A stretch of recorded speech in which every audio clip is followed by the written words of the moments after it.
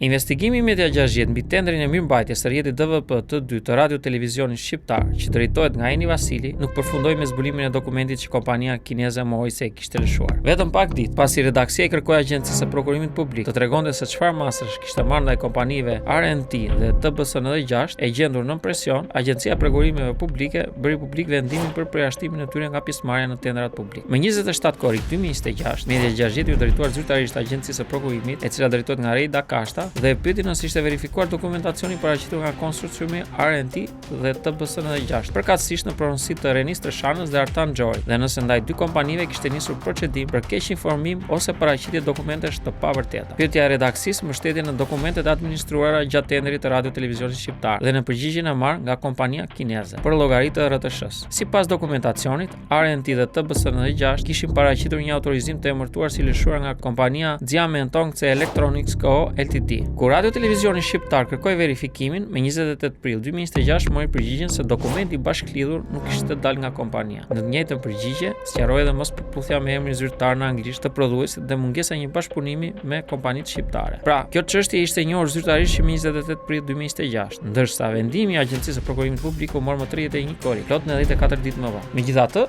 dokumentet e publikuara nuk tregojnë se ku Radio Televizioni Shqiptar ja referoi çështjen agjencisë dhe as datën kur Agjencia e Prokurimit Publik nisi formalisht procedimin. Përpasoj nuk mund të përcaktohet ende se cili institucion e vonoi dosjen. Kush hezitoi që të shtynte drejt përjashtimit kompanitë që kishin bërë shkelje. Nëse Radio Televizioni Shqiptar e njoftoi menjëherë Agjencinë e Prokurimit Publik, agjencia duhet të shpjegojë pse procedimi zgjati më shumë se afati normal 60 tetor dhe nëse ky afat u zgjat me një vendim të arsyetuar. Nëse Radio Televizioni Shqiptar e referoi çështjen me vonesë, atëherë institucioni duhet të shpjegojë pse priti. Megjithëse që për 28 prillit kishte konfirmimin se dokumenti nuk ishte lëshuar nga kompania së cilës i atribuohej. Derisa të bëhet publike shkresa fidjetëstare e Radio Televizionit Shqiptar drejtuar ABP-s, mbetet e paqartë se në cilën zy qëndroi dosja për më shumë se 3 muaj. Këto të dhëna çuan në skualifikimin e bashkimit nga tendri, por për më shumë se 3 muaj nga konfirmimi i dokumentit të mohuar, nuk u bë qartë publikisht nëse çështja do të mbyllej vetëm me largimin nga gara apo do të pasojë nga përgjegjësia administrative. Pikërisht këtë bashllëk synoi kërkesa e redaksisë drejtuar Agjencisë së Prokurimit Publik në drejtimin e Reida Kasht, më 31 korrik 2026, vetëm 4 ditë pas kërkesës së Media 60, APP-ja mori vendimin numër 45 për përjashtimin e kompanive. Agjencia e Prokurimit Publik konfirmoi se procedimi ishte zhvilluar me kërkesë të Radio Televizionit Shqiptar që drejtohet nga Eni Vasili dhe se pas shqyrtimit të pretendimeve të kompanive, kishte vendosur masën administrative ndaj tyre. Kronologjia tregon se Media 60 vendosi Agjencinë e Prokurimit Publik përballë një pyetjeje konkrete. Çfarë kishte bërë institucioni ndaj kompanive që dyshoheshin se kishin keq informuar autoritetin kontraktor, në këtë rast RTS? 4 ditë më vonë, pas kërkesës së redaksisë, doli vendimi dhe më pas rezultati u bë publik. Është e qartë se kërkesa e Media 60 rriti presionin për transparencë dhe e detyroi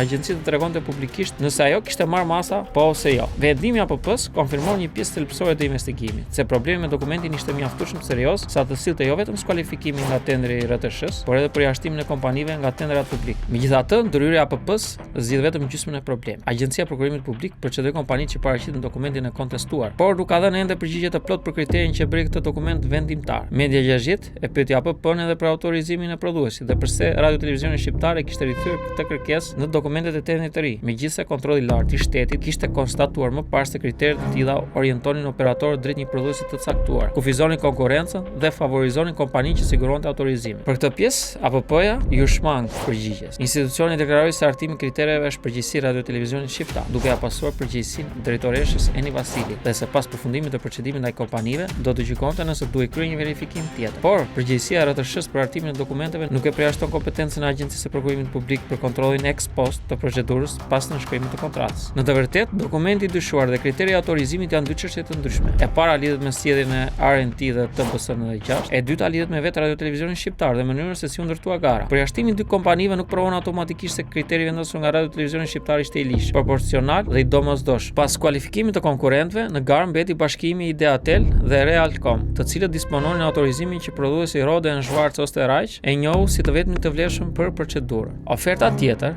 rreth 131.7 milion lekë me urt, u largua nga gara dhe Radio Televizioni Shqiptar lidhi kontratën me bashkimin e kompanive të mbetura në garë. Kjo është arsyeja pse APP-ja nuk duhet të mbyll dosjen vetëm me ndëshkimin e dy kompanive. Agjencia duhet të verifikojë pse autorizimi u shtua në dokumentet e tendrit të ri, si u argumentua nevoja për të, nëse pranoheshin prova alternative dhe nëse kriteri solli kufizimi faktik të konkurrencës. APP-ja duhet kontrollojë gjithashtu nëse RTS-ja mori parasysh konstatimet e kontrollit lartë të shtetit dhe rekomandimet e mëparshme të vetë APP-s për shmangjen e kritereve diskriminuese. Kërkimit e Media 60 filluar një rezultat konkret. APP-ja u detyrua të përgjigjej për masat dhe përjashtimi i operatorëve u bë publik, por dosja nuk mund të konsiderohet e mbyllur. Deri tani është në shkruar dokumenti që rrezoi konkurrentin, ndërsa ende nuk është hetuar plotësisht mekanizmi që e ktheu autorizimin privat të një prodhuesi në portë vendimtare të një tenderi publik me vlerë rreth 9.4 milionë euro. Mos harrojmë që kompania Edlir Karkini ka qenë e nënkontraktuar nga kompania gjermane për të realizuar të njëjtin shërbim që ka fituar tani. Gjithashtu, nëse APP-ja kërkon ta kryejë plotësisht detyrën e saj, ajo duhet të hetojë edhe kriterin, autorët e tij dhe mënyrën se si tenderi përfundoi me vetëm një garues. Kjo është pyetja që mbetet e hapur pas investigimit të Media 60. A u mbrojt ligjshmëria e garës apo u ndëshkuan vetëm kompanitë që nuk arritën të kalonin portën e autorizimit?